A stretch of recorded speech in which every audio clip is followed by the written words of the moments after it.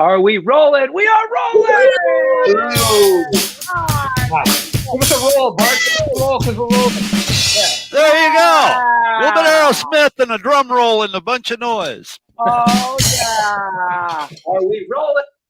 I love seeing that big red live up across the stream. Hey, everybody, welcome. It's the Drummers Education Connection D.E.C 30th episode. We're kind of in awe. How do we do that? I don't know. 30 episodes of this. Look at that. It's amazing. And I tell you what, I always look forward to it. And I learn something from you guys every week. And we're just so grateful to all of our guests and then everybody viewing and all of your contributions. And we're Chip, do that. Thank you, Aquarian. There's Aquarian. Oh, yeah. Oh, sorry, I went the wrong way. There it is. Aquarian drum heads are the best. Chris Brady. Today. Thank you, Chris Brady. Thank you, Chris Brady and the team out there. And absolutely. So today our episode today is on getting the gig. Getting a gig and getting the booking. And this all started for me, this idea. I had a lesson with my awesome student, Rebecca Sykes.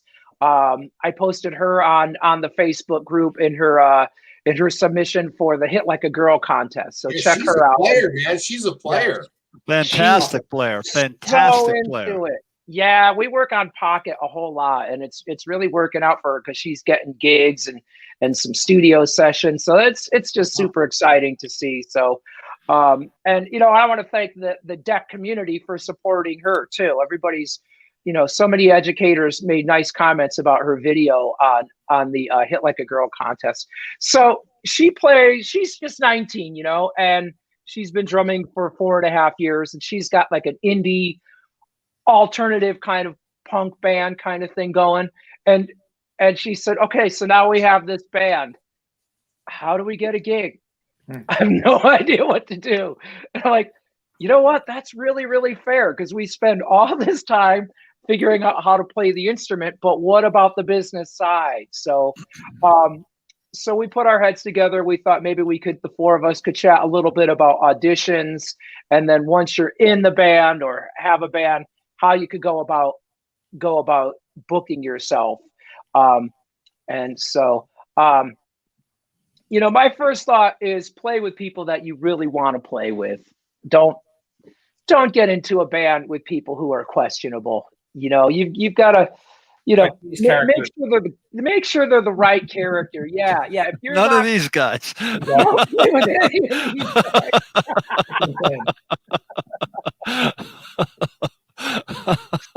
Yeah. I tell you, my experience is the better the musicians, the more crazy they're wild and crazy they are. So, so that's my not political.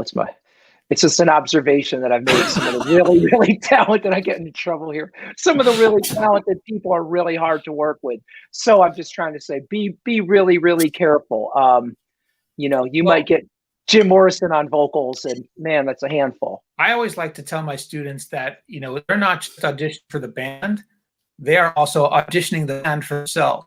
Yep. Right. So you're getting into a potentially long-term relationship with these people.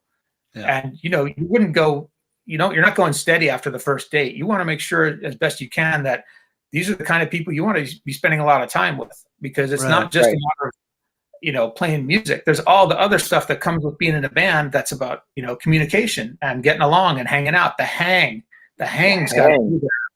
Yeah. If you want to enjoy the experience, because the music, you just assume if it's working for both of you, that's great. But make sure you get along and you jive with people, because otherwise you're going to be in for a long haul. And eventually, the things that start out small end up getting big. So if you feel like I have a little bit of mixed feelings at the get-go, I think maybe it'll work out. That's usually a good sign that it's not going to work out. Usually. Yeah. Yes. I agree with that wholeheartedly. I think too, one of the things that we talked about and you touched on just a little bit with your student, Rick, Rebecca, and something that was said last week by Mitch Marine, is it's almost become a cliche to say that the three most important things to drumming are groove, time, and feel. You can practice, you can have all the chops in the world, and you can just great double bass and just going nuts. But if you can't play like the simplest of groove right to a click and make a room full of people want to dance or mosh or jump around or go crazy or worship or whatever it is your job is to do at that particular gig, you're probably not gonna get the job. So chops are great. Chops are great, but being able to hold the band together and being able to drive the band is like incredibly important, phenomenally important. That's right. That's right. And yeah, you have somebody. Yes. Did you see this update that there's some issues streaming live to Facebook and it's conked out? Let's quit and start over. Yeah, we got to start over. It says we're having trouble streaming to Facebook. This may be an issue on Facebook's end. Is it possible the stream was ended or deleted? We'll keep trying, let you know if it's resolved. If this continues for a while, try creating a new broadcast or just remove this destination from the broadcast and re-add it. So I'm going to try, sorry, Bart. I'm going to try removing Facebook and then re-adding it. Let's see what happens, okay? Technical difficulties, please stand by. Please stand by. This is the stuff that happens at a gig, right? There's a good point, because we're live right now on, let me see if we're live on YouTube. We're live here. We're back up on Facebook now. Yeah, but that's the stuff that happens at gigs. I mean, it happens, technical things happen. And I think the number one thing that you got to do is just not panic. Don't panic, Oh man, I got to tell just a quick story about not panicking on the gig, and it wasn't even my story. Can I tell the story, because it's so good? Tell the story. Let's hear it. I want to hear it. My friend John Mader he played in the Pit band in Hamilton, in San Francisco and LA, and they went to Puerto Rico. He's heavyweight guy. He plays with John Fogerty now, and he's played with all sorts of heavyweight musicians. Anyways, he was playing the show. I went and shadowed him in the pit one night. He let me come back. He let me come to the show, sit behind him, read the book, and watch him play through the entire Hamilton show live. It was fantastic. I learned so much. Super cool. Man. But he told me the story that one of the times, so he's in a tiny little room separated from the rest of the pit. And he's got the conductor on basically a little screen like the size of an iPhone on his music stand. And he can just see the conductor from like the chest up to the top, and he can see his hands, and he's, making cues and stuff. And the whole show's with a click. And he's playing with in-ear monitors in a closed room with no windows. And in the middle of the show, his in-ears conk out. He can't hear anything.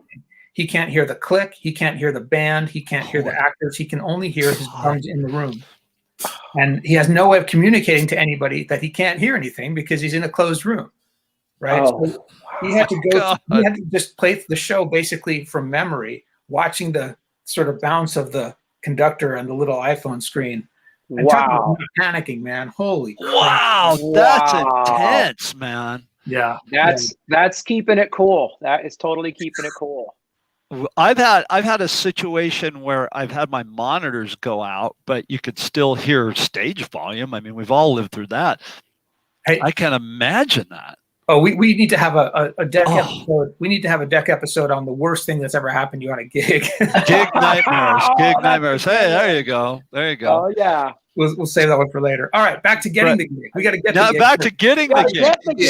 So what I was saying was about Mitch, was that was his big thing, was like, don't, play stuff for the song, play the groove, play the time, play the feel, and then also it is about the hang, like you said, it's the people that you're in the band with. I think that you have to have a huge amount also of personal responsibility. And if you find yourself, and I've been in this situation before with musicians, where I was in a band with musicians and they no longer were passionate or didn't like the music that we were playing. They were, you were in it for a paycheck, because you're out there gigging and you're working, and they're in it for a paycheck. And man, you're better off going and flipping burgers, because it's going to show on stage. You're going to be resentful to the people that you work with. You're not going to know your music. You're not going to end up learning your songs. You're not going to know your parts. So it's going to make you look bad when you're out there performing. You're going to get a bad name with producers and engineers if you're working in a situation like that, because you're showing up to everything unprepared. Yeah. So if you're unpassionate about it, just step away, go do something else, show up, know your parts, be ready to play. And like Buddy Rich used to say, when you come to play, or don't. Yeah. And I think it's that simple. That personal responsibility is a big thing. It really is, because you are part of a team at that point. So far we've established that you got to like the music and you got to like the people. Chip, what else do you have to do to get the gig? Right. And, I was thinking about this too, and it's a broad topic. It can get very broad. Like, are we speaking about how to nail an audition specifically? Or are we talking about how to join a band? Or are we talking about how to get your band a gig? All of it can really be talked about. But I'd say, number one, first you got to believe in yourself. You've got to get clear on what it is you want. You know what I mean? Like, I would say to my drum students, take your drumstick and let's make this a magic wand. We'll wave the magic wand and we'll say, what would be the dream situation for me? What is it that's going to make my heart the most happy? You know what I mean? What am I really trying to do? And then I would say, let's get out a pen and a piece of paper and write it out. Because if you can't describe it to yourself, it's going to be hard to describe your dream and your goals to somebody else. Right. Yeah, that's great. One of the best things to do is to start with a really big why. You know what I mean? If you have the why that's big enough, then the how will show up. And that's my first initial take on it. Like, if it's an audition, I need to know, what am I going to try to go do? I mean, I got gigs. The thing I thought about last night, knowing that we were going to do this show, was how do you get a gig, and how did I get the gigs I got? Well, one of the things was I knew what I wanted. I knew that I wanted to be a professional drummer, and I knew I didn't know exactly how, but I just really knew what I wanted to end up doing. And the thing that got me going was my high school jazz instructor. I asked him about how do I get a gig, and he said, you got to get out there and shake up the bushes, man. You got to want it. You got to put yourself in a position where gigs are being had. So number one is, without that vision, without that belief in yourself, you're not going to get out and shake out the bushes to begin with. So I'd start there. I totally agree. I'm really glad you brought that up, Chip, because I have students who come to me all the time and say, I want to play in a band, or I want to get a gig, or these kinds of things. And it's like, well, what kind of band? What kind of gig? It's not, those are vague. Those aren't like goals that you can work on. Those are just sort of pie in the sky things that don't have a plan to get from A to B, right? And it's hard to make one. So if you think about what kind of music is it that you like to play, what kind of people do you want to play with? How often do you want to be gigging? What kind of band, what level are you at, and what level can you plug into that's going to make sense, right? I mean, you might want to play with, whatever, Lucinda Williams, but you may not be ready for that gig. So what's a gig you can get that'll help you take a step in that direction? That's it. And you might need to take every gig or most gigs that come your way. A lot of people think, well, I'm just going to wait to get the big gig. Right. That's not that big artist. And it really, that opportunity very rarely avails itself. So you kind of have to get into a scene and be known in a scene and play a lot, play often, and build up your experience. I agree. I've played in bands before when I was, coming up, and this, clear back when before I moved to California. I've been in bands where I didn't, and this is going against what I said a minute ago, but I wasn't really necessarily, I didn't really like the band, or maybe like there was one or two elements that wasn't perfect, but somewhere within me, I knew that this experience, I was going to learn from it. I played in this one band for a while where the bass player, man, this guy, the band had been together for quite some time. and the drummer left the band. And so I got the gig, and I came in, and they hired me to play, but the bass player wanted me to play exactly the parts that were on their original music, like exactly like the original drummer. Mm-hmm. And I knew that somewhere along the line that I was going to be called upon to do that elsewhere. So I just, really hammered in and did it. And it was hard, and I didn't really appreciate it at the time because the guy was pretty hard on me, but I really learned from that situation. And I think taking that into the gig, also knowing that, hey, this isn't the ideal situation for me, but I am playing. And like you guys said, I'm out there making the scene, I'm making a name for myself, and I'm making this person in the band that's not the easiest person to make happy. I'm making him happy. He likes what I'm doing. So, I learned from that. Okay, I got one for you guys. Okay. Oh, sorry, Rick. Bart, when you learned all that material, did you chart it out to learn it note for note, or did you go by ear? This was years ago, and I've always been a big believer in transcribing ever since I was, starting out in bands in high school. So yes, I did. And, but it's what I did back then and what I do now are two completely different things. But yeah, I did have like a transcription part that I fit into the song, or fit into the songs. Like, okay, here's this one song, and then this one part, I can't remember the group, or it's more natural for me to play this instead of this. So yeah, I would transcribe. Firm believer in that. What were you going to say, Jeremy? You guys, you get a phone call, and you got an audition for a gig. You like the music, the guys or the gals. It's a group you'd be happy to play in, or maybe you're more of a student, and a friend of yours says they've got a band that they're looking for a drummer, and they want to audition you in 2 weeks. What do you do to prepare? How do you get this gig? You get all the music you can get your hands on.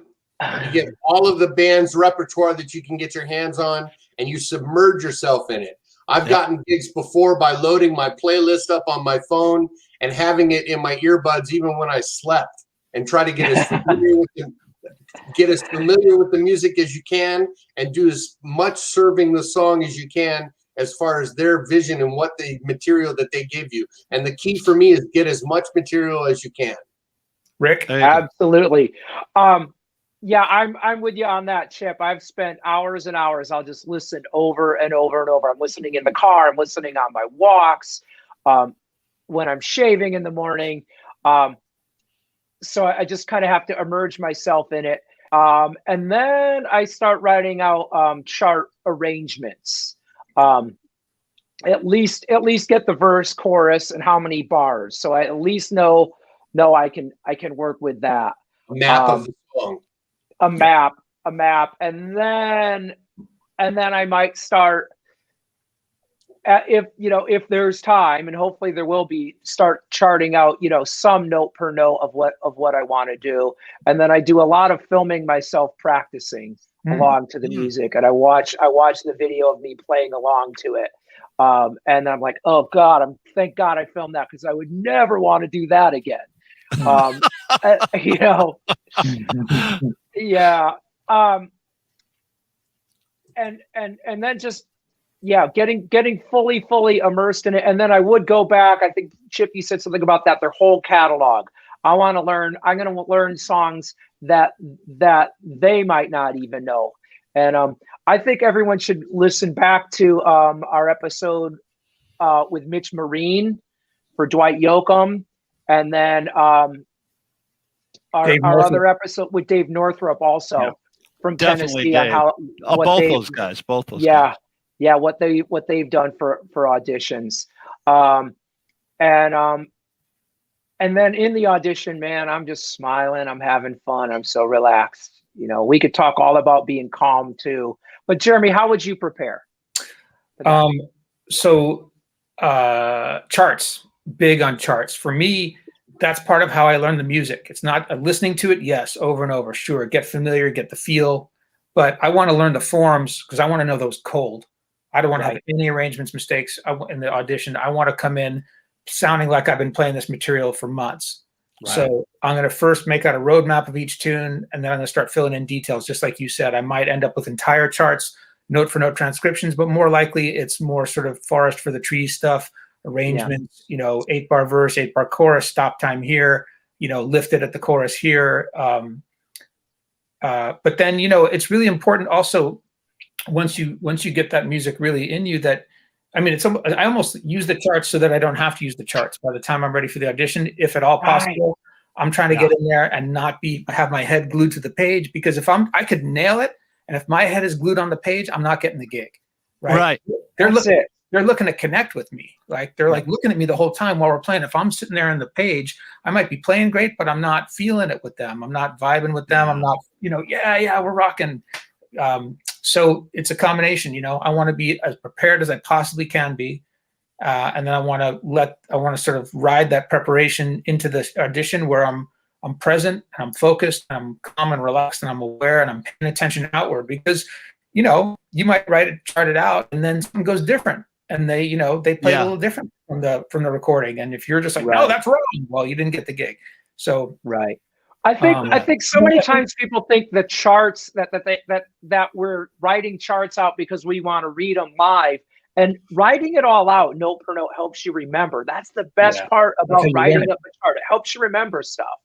Right. Bart, did you have a thought on that? Well, yeah, I had it. Go ahead, Jeremy. I want one more thought to complete, which is, aside from the playing, like, I think it's important when you show up at audition to just pay attention. Pay attention to the vibe and like how the banter is going. Because sometimes you come and there's a certain vibe and people really, they're like all business. They want to get right to work. There's no messing around. There's no wasting time. There's no chit chat. Great. I'm there to work if that's the vibe. But at other times it's loose and they're making jokes. And, if you can sort of relax into that, make a couple of jokes yourselves, ask them how the audition's been going so far. That can make it feel like it's a little bit of an icebreaker. Remember, it's not just about your playing. It's also about your personality. And they want to know, is this person going to potentially be a good fit for us personality-wise too? Yeah. Yes. Yeah. Yeah. I had an experience one time where I played. It was the weirdest gig I ever had in my life, and it was not necessarily the hardest music, but the most strange music. I played with this band called Neil Norman's Cosmic Orchestra, and we went around to all the Star Trek conventions, and we played all the Star Trek conventions. And we backed up all the Star Trek actors. Oh man! Yeah. So what we did was during the day. Oh yeah, dude, totally. So during the day, during the Star Trek convention, we were like the bar band, but it wasn't a bar, and we'd play all this really strange, eclectic science fiction music. So Space 1999, awesome. All this weird music, and then when they would have a guest speaker come up, we would walk them on. Please welcome William Shatner. And we play the theme song. Cool. And then we would do all the Star Trek music, all this really strange music for a concert, right? The highlight of the concert was a piece called Star Trek Encounters. And the reason it was all the theme songs and then different fight scenes and stuff like that from the original Star Trek episodes woven into a 9-minute medley. Wow. And then we backed up Tim Russ, who played Tuvok on Star Trek Voyager. And I got the gig. The band had been going on for years, and I got the gig because the original drummer had stepped down, and I was in a band with the bass player, and he said Bart could do it. And so when I came in, I tried not to be the original drummer. I tried to be myself, number one. And number two, exactly everything that everybody's touched on here, I did. And I charted out songs, I transcribed whole songs, and then like the medley, I transcribed the form of it, not every hit, but the form of it. And because I knew that 9-minute song, I wasn't, I had to nail that. That was the part. Tim's show was easy. It was just kind of a down and dirty rock and roll show. It was a lot of fun. And the reason that I tell that story is not to, but not to, hey, I did this for Paramount Pictures or something, but I tell the story because it was kind of a high pressure thing, because it was, you're working with all these actors. And at the very end of the day, it's exactly what you were saying, Jeremy, just a second ago. When it came time to work with the actors and we did their show, right? Because they had a part in the show too, where, some of them played saxophone or guitar or whatever. Some of them were normal people, and then some of them were actors, and they were right to business. I got to get out of here. Let's do this. Bam. And you went right to work. So I tell the story because I think in that such situation, I had to do everything that you guys talked about, as well as I had to be all those things. I had to joke around with this person, but with this person, I had to be really serious and really know the part, type of thing, Yeah. So that was a weird gig, and it was a fun gig though. It was a real fun gig, but it was weird and very, very, very, just so different. You had to kind of pull from all the levels of what you could do, Mm-hmm. Yeah. What I know we have a lot more to talk about in terms of, you're in the band, how do you get a gig? We'll get to that in a minute, but I want to ask you guys a question about what happens if you don't get the gig? Learn from it. Yep. And see where you could have done better. Yep. And I think sometimes bless that happened and just say, you know what, I wasn't the right drummer for that. There would have been a problem, and just keep your head up and keep focused.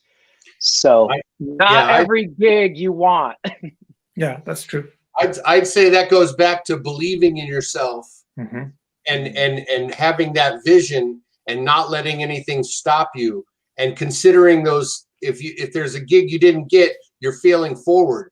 My girlfriend in 1996, 97, she called me at work from I was delivering auto parts during the day and playing a country band during the night, and she called me at work and said, "You got a letter from Ozzy Osbourne, come home." And I came home because I sent a press kit in to audition for Ozzy Osbourne, and I got a letter back, and it said, "Thank you so much. You made it through this so-and-so round of finalists for this audition, but unfortunately, we've already found a drummer, but thank you for the time. Sincerely, Ozzy Osbourne." And it was signed by Ozzy. Wow. I got that letter too. But dude, check it out. Like, for me, at that time, that was such a huge failure for me, because I built up in my mind, I'm going to go on tour with Ozzy. I'm doing the thing with Ozzy. And it was a huge crushing failure for me. But the way I got through that was realizing, this is just part of the game.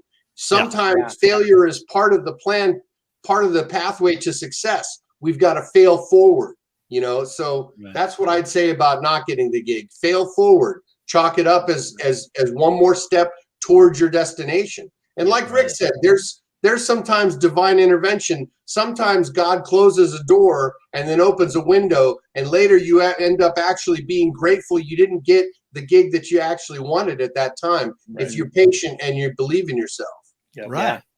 Yeah. What about you, Jeremy? If you didn't get the gig, what did you do? What do you do? Oh, I always get the gig. I'm kidding. Oh yeah. I've never blown it. Never. Not once. No. I've never had any failures. It's a hard one. God, I wish I was you.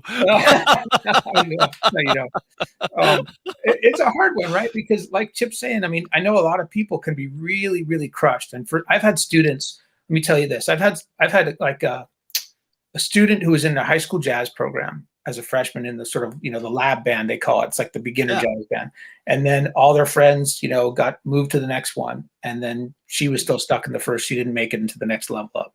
And then as a junior, she didn't make it again because a whole bunch of really good drummers happened to show up that year. And she was just devastated. And she didn't get in, and she quit the program, and she quit drumming entirely. And I was trying to convince her, like, oh, you've got so much going on, and you're such an accomplished player, and there's so many good things happening. This is just high school. High school's gonna be gone in a blip, and you've got a bigger trajectory, and all this kind of stuff. And it didn't matter. It was crushing, and it just was too hard for her to get moved past it. And I had another student who had a similar kind of experience, who didn't get in, and he took that as motivation. And he was like, you know what? I didn't get in this year, but you're damn well sure I'm going to get in next year. And he practiced his butt off and ended up getting into the top band and leapfrogged one of the groups because he had gotten so good. So, I feel like, personally, I've gotten the gig and I've not gotten the gig. And sometimes, like you guys are saying, it's just, you have to recognize it as part of the journey. Your journey is not going to be all successes. And if they were, you wouldn't even appreciate how important and successful they were. So, you just got to keep the faith, and know that what you're doing, it's not a judgment on you personally. It may feel like it, you're playing drums and you're like, this is my art. This is what I'm doing. And you're feeling like you're putting yourself out there and then you get rejected, but it's not, that's not what it has to mean. The fact is you didn't get into the band. That's all that the fact is. Right. And sometimes you may play great, but the band's looking for a drummer that has purple hair that goes like this, Exactly. I mean, they don't, your playing has a little part of it, I mean, it's not, it's, I think there's a point where you're playing, the fact that you can play is almost taken for granted. It's like, you can, there's Jeremy, that guy can play his butt off, but, we're looking for a guy that does, that has purple hair that goes that way, and, you don't want that gig maybe, so. That's right. I was living in Southern California at my mom's house after a failed expedition with a metal band in Seattle. I came home and I was crushed. My dreams were all on the rocks. And I was trying to get back in and shake up the bushes, like I said, that band director told me to. And I was going to an open jam downtown in LA, and I was on time. I paid the 2-drink minimum to get into the bar. I drove 2 hours out of my way to go down there, and I stayed all night with my name first on the list to get invited up. And during the jam, they would some famous drummer would come in and they'd push him ahead and let him jam. And pretty soon it was like, I've been there for 3 weeks, spent the 2-drink minimum. I didn't even get invited up once. And I remember going home crushed over that. But what I did do was look at the things when I would talk to my friends, and my friends, gather people around you that believe in yourself too, because my friends wouldn't let me quit. They'd say, hey, this is just another thing. This is a sign that you're not supposed to be where you were. And let's look at the things that are good. I ended up taking out an ad in the paper, putting a drummer available ad. I got a call for Carnival Cruise Lines, and that began my professional career. There you go. Wow, there you go. Yeah, there you go. That underscores to me the really important point of remembering the things that are within your control and the things that are not within your control. Right. You can prepare yourself at any given time. Some things are working out. If you could have 5 things in your life that are not going good, but a couple that are going good, put your focus on the ones that are going good and drive that pedal home. Right. What can you do to be prepared? How can you best prepare yourself so that you have the best chance of getting the gig that you want? Yeah, that's right. You practice, you prepare, you show up on time, you have your gear together, you be easy to work with, you don't look like a slob. All those things that are within your control. Wear clean clothes and be on time. Right. And don't make sure you take a shower, Yeah. Just or don't. or depending on the band. Right. Depending on the band, dude, shower's like optional. Rick, you said something. You were going to say something? Well, I think one of the biggest things that's reason why we might not get a gig is our timing.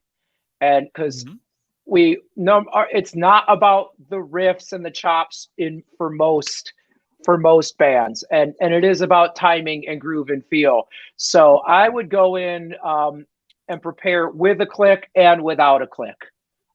That's good advice. And see which try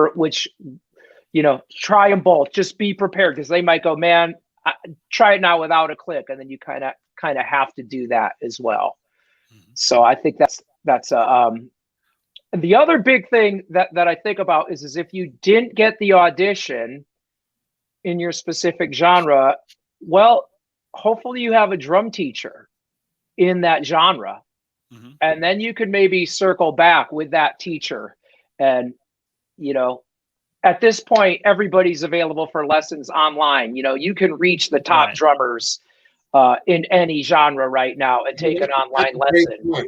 That's a great point. If you think about it, if I had an audition today for a speed metal band, a genre I'm not familiar with, but I had access to a speed metal drum teacher, it would behoove me to go talk to them about that and help me prepare for that audition. I'd have an extra leg up on my chances of getting that gig. That's completely. It. That's man it. Sharpens man, like steel sharpens steel. You have to, don't be afraid to try to better oneself. That's at all, because that's, and again, whatever you learn from whether you get the gig or not, you're going to learn something from the audition. I'm going to throw a curveball here. All right. And so let's say that it's not about how to get the gig with the band, right? Let's say that it's okay. I'm in a band. We're working. We've got gigs, but we want to do something to up our fan base and really kind of put ourselves on the map as a band and a local thing. We had a gig for a while, Sam Morrison Band, at a club, and we would do every week or every month, we would do when we were in town, we would do a weekend there at this club. Not a weekend, but a gig a weekend there. And we would do, instead of just going in and, okay, we're playing, everybody come down and play, we knew the club owner, and we would make it an event. Now, okay, of course, you always want to make every gig an event, but I mean, literally, we would have events. So, like, one time we had a chili cook-off. One time we had a kid that a young boy that was that had cancer, and so I don't know if you guys know what a poker run is, but what we did was a poker run is where bikers, will show up at the gig early in the morning, and they'll get a card. They'll draw a card, and then they go around to all these different clubs on their motorcycles, and they get a different card, and then they come back to the original club, and the one with the best hand of cards wins the poker, and they win the pot. So we did a thing to raise, and all that money that we raised went to the kid with cancer. And anyway, those are two examples. We would have an NFL kickoff weekend. We would do all these things as events. So let's say you're in a band and you have a regular gig, and it's once a month at a club in your hometown.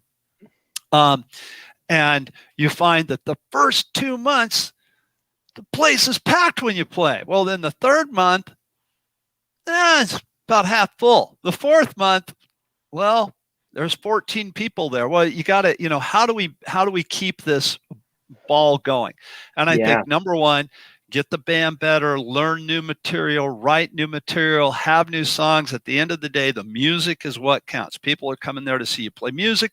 They don't want to hear the same set list every time that you're there playing. So have new material, but make it an event. Do something to want to draw the people in, because not only is that going to help your band draw a bigger crowd, it's going to help the club owner see that you're trying to fill the place up.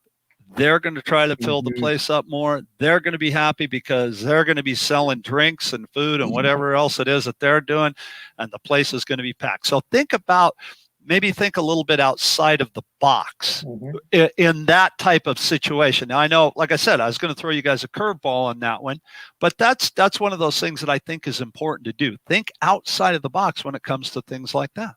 Yeah. Good. I'm gonna go ahead and go back to my paper. I'm gonna say that believe in yourself and write out your vision statement. If you've got a band and they would need more people down at the club, for example, I was having a student recital that coincided with a Battle of the Beats event in Tucson, and the lady that was running it was looking for a venue, and I thought to myself, maybe make a deal with her and let my students come and do a recital as the opening act for her Drum Beats Challenge. And I said, if she can agree to do that, then I'll sign on to this project and really get into it. And what happened was she said, absolutely, if you can help me get a venue. So I thought, I waved a magic wand and I said, what would be the ideal venue for this event? What would be the cream of the crop, because you never know. And I wrote down Club Congress, which is the main venue downtown. And we just, the long story short is I wrote it out. I was able to explain it to myself, and I was able to explain it to her, which enabled us to get everybody on the same page by being very clear about what it is we wanted to have happen. And one thing that led to another. We tied it in with local promotions, local radio stations, and a charity for the homeless out here in Tucson. And it turned out to be over 400 people when I had written down 300. So that's a good there you go. example. I think what I'm trying to add to the conversation, though, is being very clear and communicating with yourself and your bandmates about what it is you want to do. It's the same. I'm going to go back and do the same advice. I mean, you guys were talking about charts, and I wanted to interject that what Neil LaFortune said too, when he said after he writes a chart, he runs the song, he knows the song better and tends to memorize it faster when he writes it down. It's the same idea.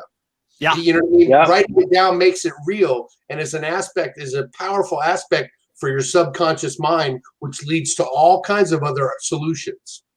Yeah. Fantastic. Sorry, I'm so long. No, that's all good stuff, man. That's great. I wanted to throw something out, thinking about back to your student Rebecca, Rick, and she's got a band of, teenagers or early 20-somethings, let's say. And how do you get the gig? And because you've gone through the hardest part, which is finding people to play with, agreeing on repertoire, rehearsing. You got a tight band that's ready to go, and now you're feeling like, okay, we're just we're like a hot rod in the garage. We got to go out and drive it outside, right? Right. And I think one of the really important pieces of that is, well, first of all, you have to have something to show people. So I would recommend putting together a website for your band, because that's the first place people are going to go. Electric. That's your front door. Yeah, that's right. It's the welcome mat. It's the front door. It's how you interact with the world when you're not playing. And you got to have something that a club or a talent buyer can go check out and be impressed by. So it's really easy these days to put together a website. They're cheap. You can do it yourself. Yep. That's number one. And have your music up there. See if you can get some quotes, some press quotes if you can, or if not, at least make it look as appealing as possible.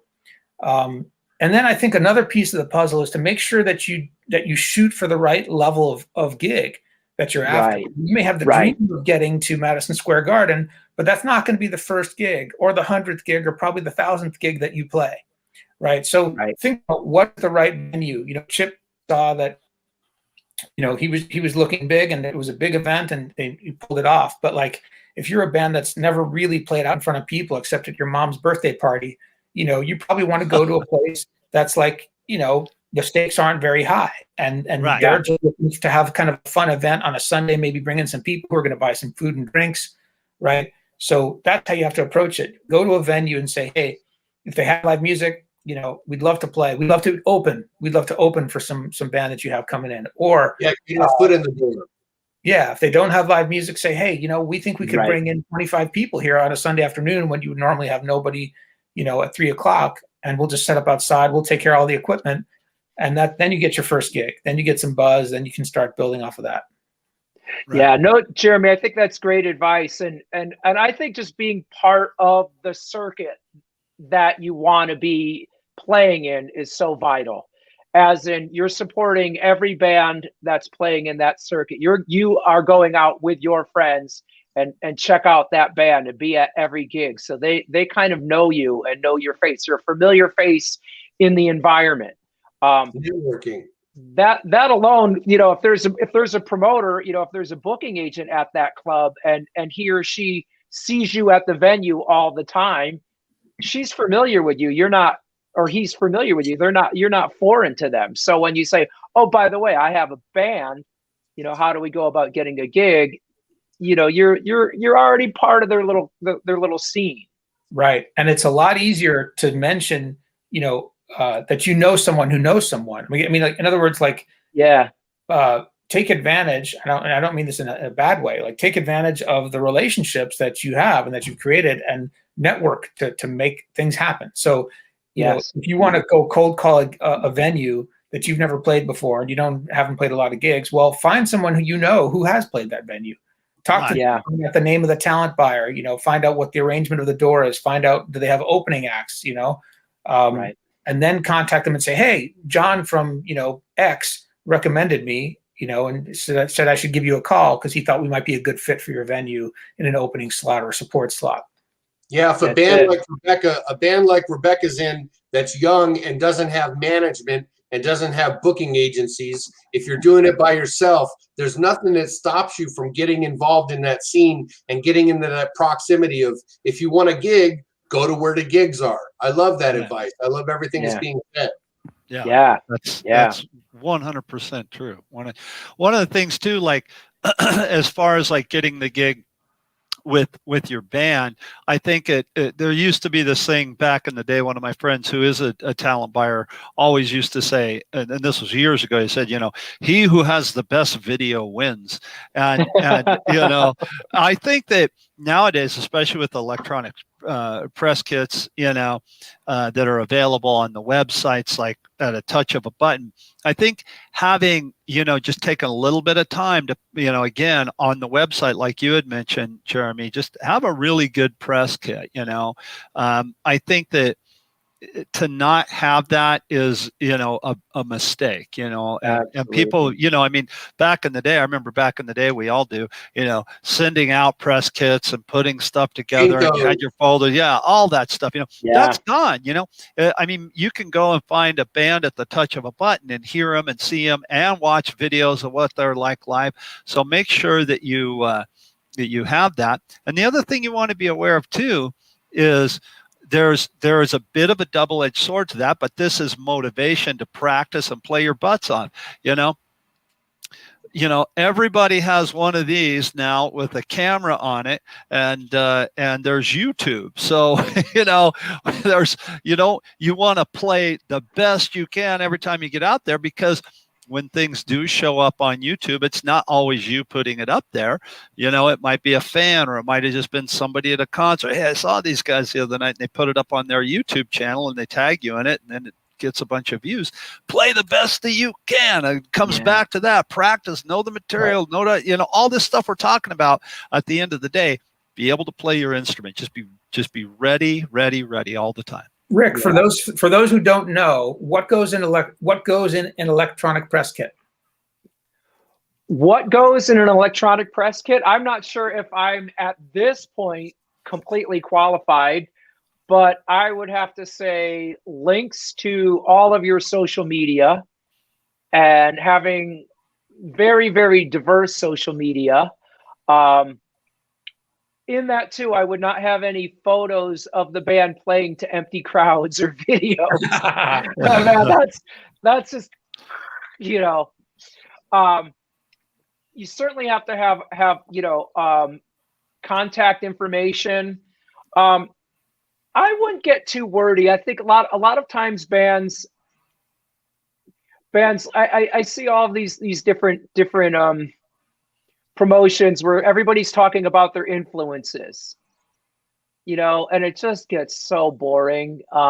They don't care who your influences are, really. Yeah, they don't care. Right. I've seen that with drum teachers, like online. I'm just like checking out drum teachers across the world and looking at their websites, and I see this list of 40 influences. It's not that hard to have a bunch of influences, but I would kind of try to describe what the sound is. I'd say keep it short and sweet. Make sure that it doesn't take them long to read, and that they get the idea of what your band is about immediately, as fast as possible. Yeah, that's it. And I would pay close attention to the this is where it's suddenly, well, what's our band look? What's our band vibe? Is everybody on board? Are 3 people wearing black suits and one person's just wearing a t-shirt? How are we going to do this? Back to communication. Super genre aware. Like, I've played a lot in the psychobilly scene, and there's a very specific look and vibe of each band. And so, if you don't fit into that some degree, then it's going to be hard to get the booking. But you do have to be yourself within that too. So you've got to find what that right balance is. So for one of my bands, Mophone, it's a trio of 2 saxophones and drums. We do kind of like funky jazz stuff. And in our electronic press kit, we've got a photo, we've got black and white and color, because you never know which one they prefer. Right. Videos, we've got a band bio that just tells about the accolades that the band has earned and the gigs the big gigs we've played. And then we've got a press press page where you can read all the press reviews and quotes, that anyone's ever written about us. And so, you know, that's what we've got: photo, video, bio, press. Yeah, I go back to, there's an old adage my friend mentor Jeff Wilson used to always tell me: make it easy for them to say yes. Right. How easy is it for me to make them say yes to booking this band? And if it's getting a gig that you want for your band to get in a certain venue, then that email to that venue or the rep that represents that venue, when I would approach them through speaking on behalf of the band, I would make sure I'd write it succinctly, short, to the point, and make it as attractive as I could, as far as make it easy for them to say yes. Right. And that goes for getting the gig in the first place, for the band or for yourself in the audition. Right. Make it easy for them to say yes to you as a drummer. Make it easy for the talent buyer to say yes to the band as a band. And you want to talk to the person that has the power to say yes. Right. And very often, almost anybody can say no. This is one thing that I learned as far as endorsements and different publication deals. Almost anybody in the organization has the power to say no, but you want to try to find the person that has the power to say yes first and go to them. There it is. There it is. I have a question for any of you guys who I could share a thought on this. What if you're making that first phone call? You got the person on the phone who's in charge of booking. What do you say? What venue am I trying to get a gig at? Joe's Cafe down on Main Street. Joe's Cafe. Well, I would say, hi, how's it going? My name is Chip Ritter from Chip Ritter and the Bipolar Bears, and we're interested in playing at Joe's Cafe. We understand that your goals are to have X amount of people in the venue, and we understand that on Saturdays you're doing this open mic, blah, blah, blah, and we would love to come and support you, and just let me know when when that would like to happen. Would you like to start this Saturday or next Saturday? You go for it, man. I'm Chip Ritter. Who the hell are you? Damn, Chip. Come on in this Saturday. Yes, sir. Yes, sir. You go for it, Chip. That's great, man. I want to give Chip's band a gig right now. Exactly. Come set up in my yard. I'll pay you guys $100. The thing is, I'm thinking about, when I think about booking my band, or when I was booking the Bad News Blues Band back in the day, a friend of mine, I worked 8 hours a night on the mp3.com site, got our music up on that website, and I came home and we got $40 in internet revenue, and I showed the bass player, and he was like, yeah, that'll barely get us to Phoenix. But I saw potential to get gigs from that, so I could just be on the phone with that person and say, do you have a laptop near you by chance? Go to blah, blah, blah, and let's check this out. And the main thing is, if it's Joe's Cafe and I know what they're looking for, I have a better chance to hone in on what they're looking for to try to get them to say yes, to make it easy for them to say yes. Right. I can't go down to Bart's Biker Bar and sell my band on something that Bart's Biker Bar doesn't want anything to do with. Right. Hey, Chip has come down to Bart's Biker Bar and blew the roof off at one of the events I was talking about, the NAMM event. Chip got up there and, oh, man, he killed it. Come on. Oh, yeah. That's it. Yeah, man, he knocked it out of the park, man. I mean, hey, Chip, you know what? Oh, God, he is, man. That dude gets up there. He comes to play. This is a quick story that kind of comes back to what we've been talking about in all aspects of it. Auditioning for the gig, getting the gig, Rick, the look, your vibe, and everything like this. And this is from my friend Tony Pia. Okay, Tony is he played with the Doobie Brothers for a while. He's no longer, I don't think he's in the band anymore. He played with Brian Setzer. He's played with Maynard Ferguson. The guy's a heavy hitter, phenomenal drummer. And when he auditioned for this is a story that he told me, so this is third hand, but when he auditioned for Brian Setzer, he knew that he had long hair at the time, and he knew he had to show up with a pompadour, and he had to do the Brian Setzer thing. So he went and got his hair cut. He put it into a pompadour. He obviously knew the material. He obviously was going to play his butt off. And he had a friend of his that had an old classic car, and it was a convertible. And so he gets in the car, and he drives down to the audition, and he knew when the band was going to be on break.